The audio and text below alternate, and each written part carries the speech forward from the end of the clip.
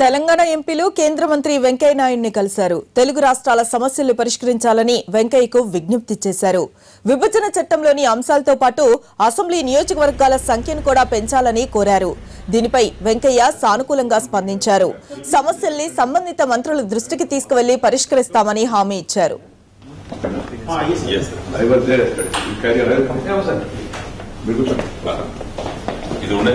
Hello sir, good morning.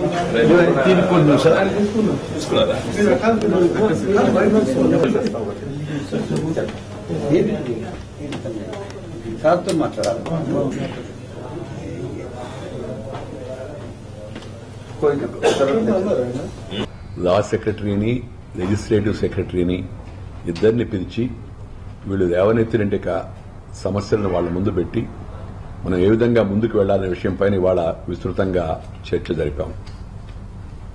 3 విషయాలు ఏంటంటే, ఒకటి, తెలంగాణ అసెంబ్లీ యొక్క సంఖ్యను చట్టంలో పేర్కొన్న విధంగా 119 నుంచి 153 వరకు పెంచడము, ఆంధ్రప్రదేశ్ యొక్క అసెంబ్లీ సంఖ్యాబలాన్ని 175 నుంచి 225కి పెంచడం, ఇది ఒక ప్రధాన అంశం. ఈ 2 స్టేట్ల నుంచి వకాలతా పట్టుకున్నట్టు మేము క్షుణ్ణంగా మాట్లాడి తీసుకున్నాము. ఒక వచ్చేటట్టు సమ్ అండర్స్టాండింగ్ వచ్చింది. ఇన్ ప్రిన్సిపల్ కొన్ని అగ్రిమెంట్స్ అయినాయి. దాన్ని న్యాచురల్లీ ఒక గవర్నమెంట్ అన్న కానీ ఆ ప్రాసెస్ పూర్తి చేయాలి. ఆ ప్రాసెస్కి ఉన్నారు. వారు ఉన్నంత మాత్రం తప్పక జరుగుతుంది అని నమ్మకం మా ఇద్దరికి కలిగింది. ఆ తీరుగానే వేరే స్టేట్స్ కూడా కలుగుతుంది. ముఖ్యంగా ఏంటంటే, మినిస్టర్ గారు రేపు ముఖ్యమంత్రులు కూడా కలవబోతున్నారు ఈ విషయం లోపల. దానివల్ల దీనికి బలం పుంజుకుంటుంది.